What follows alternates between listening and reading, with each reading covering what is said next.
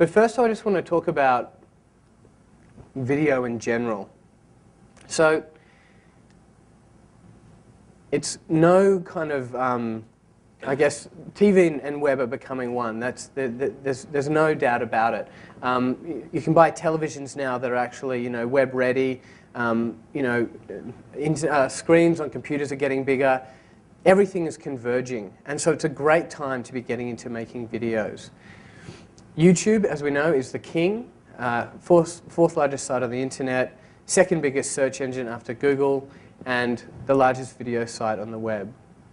Can I add a little bit to that as well? With the merging of TV and web, you know how Google TV's come out now, and there's been a whole lot of announcements of Sony and Dell bringing out televisions with Google TV integrated into it. So it's only a matter of time before we already saw Blockbuster go bust just over in the States recently because they're old school, and when you compare that to a new school business like Netflix, which is all done online and people are downloading the video, that's the way things are going. So I think it's only a matter of time between it's one and the same.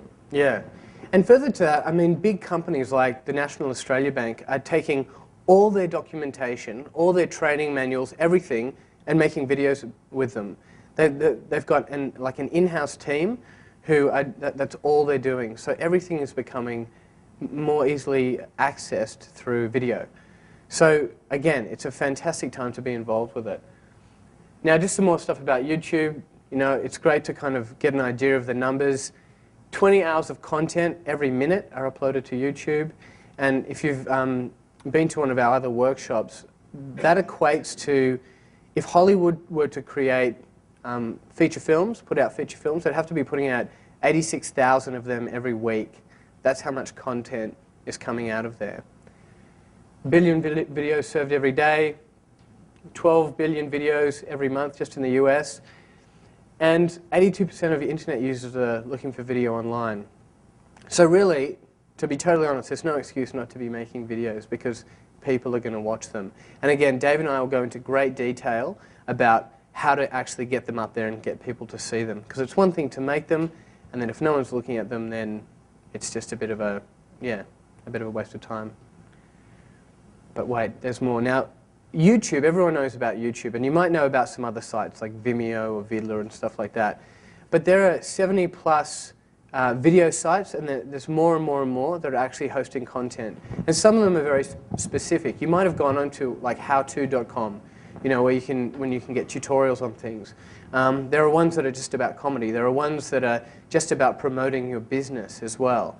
And so, again, for people like yourselves who have your own businesses, who want to promote yourselves, there are actually specific areas that you can go and put your stuff on, not just YouTube. But we'll mainly be focusing on YouTube because that's what everyone knows. That's the lowest common denominator.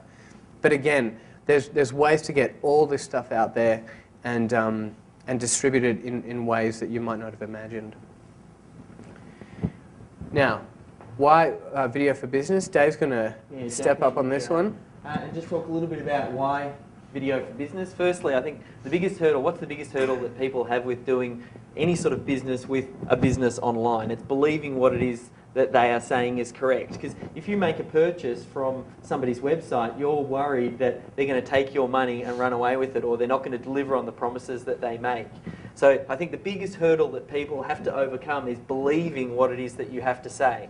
And that's why with all of my stuff I try and be as open and honest and transparent as I can, so that way that really comes across. And I feel like video is perhaps one of the best ways to do that. I might grab that if that's right. Videos are one of the best ways to do that because it's just, you can connect with people at a new level. It enables you to become the salesman in front of their eyes rather than reading text. It's a fantastic way. You can get across that personality. I have clients who call me for Melbourne SEO services, and before I even chat with them on the phone, they tell me that they feel like they already know me. I've already answered their frequently asked questions before I even pick up the phone, and it saves a lot of time for me, and it positions me as the expert.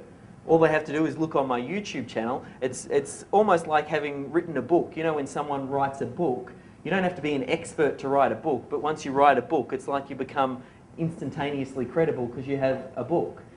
Similarly, online, by doing web video, it positions you as the expert. If you're making video, you're the expert. And the other thing as well, it is the lowest hanging fruit online. I'm doing more and more video. I'm trying to do as much video as I can, because this is from Forrester Research, which is a research company, and they talked about this in 2009. But you've got a 50% better chance of appearing on the first page of the results using video when compared to others. And all it is the amount of competition that you're going up against. If you think about all of the pages that are in the Google index, you're competing against billions and billions and billions of pages, whereas online it's a much, when it's on video, it's a lot less. And they're a lot less educated because it's a newer technology. It hasn't advanced and it's not as competitive. People don't necessarily build backlinks back to their videos. They don't do appropriate on-page optimization or keyword research. So it really is the lowest hanging fruit out there. So if you're going to do anything online, video needs to be a core part of that strategy.